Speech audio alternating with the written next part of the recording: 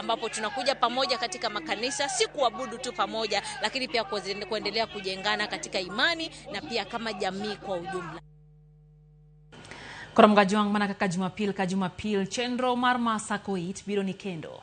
Kawuone Walter Nyambaga holoso nwago heyo machal kodma.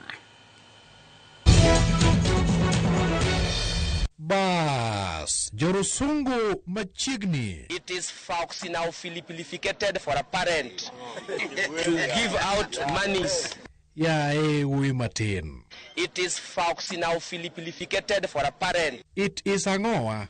It is folks now philippificated for a parent to give out monies. Sawa, karawawera kodi. Rigiji wachane wachkindikine. Kile watu ya Kindiki wamepiga kelele. Amemuita hapa usiku amepiga picha. Hivyo ndivyo alikuwa ananifanya. Saa ile ananipangia vile nitatolewa. Akisikia iko kelele ananiita tunapiga picha. Lakini mwenye kupanga ni hii unaona yote Kindiki inatukana na watu ya ODM. Yeye ndiye amepanga. Wengine wanasema ati walikasirika na mimi wakati niliongea na kulete wana ODM waje katika serikali. Tukaendelea vizuri mpaka alianza kuongea na watu ya ODM. To kuru ODM otimango. Hata wale wana ODM ni wa Kenya. Ninaona ameanza kuondokea sisi polepole.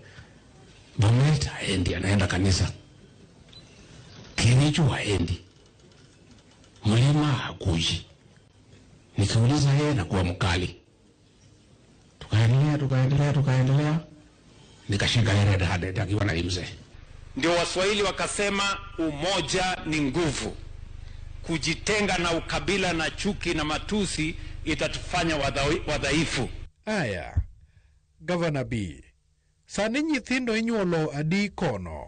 Watoto siku hiyo tukiendelea kulonji watoto 10 wakasaliwa mara moja hapo na pale. Kuna roho ya kusaa hapa ndani yenye sijawahi kuona. Koro joma chuo timango.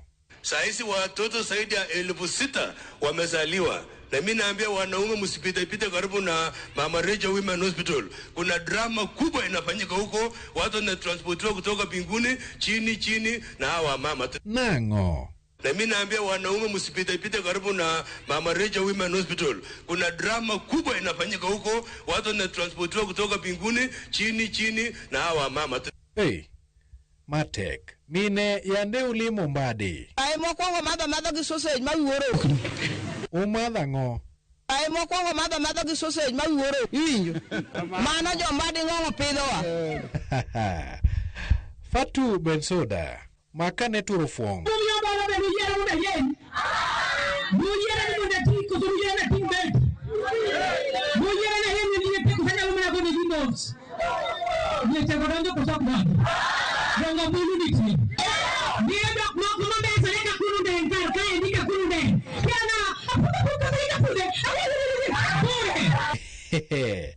Mbesore kangoa.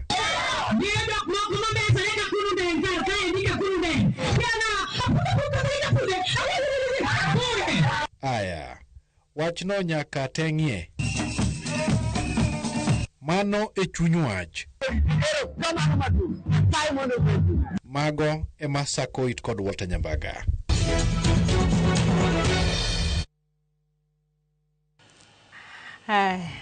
Report no mukelo gi Walter terwa yo machielo brother Favor Joel Onyango wachani Masakoit no kisungu no ndiknwa uru mondo mi winje makare entia wendo ngonga Migori County neno kanyo ote manomo orgi Jakiranda Haluoch owacho ni oketo wange kaka ODM 0 UDA o 0 chenro mar rais ni lek ma en go ber gi jo Kenya wacho ni en lek makare ahinya neno bende jadolo Wudateri mano George Mikwanga wachono woro weche magdak gin weche mateka ahinya ma jikro negore wachoni Nyasaye otelne e piny Kenya eno kanyo ute kanyo mar Evangelist Dan Udo Muya wachoni entiere kodwa wachoni ni uschopo ne gimode Anyango nyar Toma kod min piny Mama Aida erokamano ahinya eno kanyo ote mar Samuel Owida bende wachoni gedo mar Lake Victoria Ring Road biro kelo lokruok mapek mar yuto ne gwenge makaluo gi aluora mare wachoni mano en okang' makare ahinya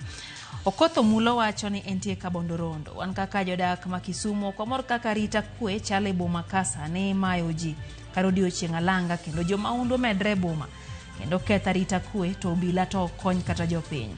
Opia jachoma bende wacho kacha ni entiere ka entie Nyamasaria Kisumu kod Minode gimora ahinya kare wacho ber ka joluo bedo gimora achiel kendo chiko itgi ng'ata achiel mondo ganda hore owuothi he paro achiel. Ototo wuod Kilo wacho ni entie game kod yaga. Jowadwa gir jorone mit wadonje uru. Wacho ni nyasi mar siwo nyathi mit ga sana. Idende ni onyuole. Aya. Segun Arima wacho ni entiere kodwa ka entie Kisumu pacho kato Job Jagongo wacho ni entie Eldoret Langas gi Jacqueline Ochieng wacho ni Gachagua koro mwadier to wuogo oko mar Masawa mondo mi omanye kura kaka jamoko timo wegoyo kore Masawa kende. Wacho kanyo ni gin gima magi Grace Jagongo. Neno kanyo ote mar Kevin Arucho eno wacho ni weche gichopo ne Mbita. Wacho ni mane ka gitime ro kachacha kendo en nyasi moluor ahinya, nyasi ma githoro yuoro ne kaka joro mar suyo nyathi mali golo nyathi oko gimora ahinya gi ne meyo ni Ramogi TV omanyo ne gi nyasi no wayo matinya korom ga jwang wantie kod mago mag tuke kikidhi mabosh.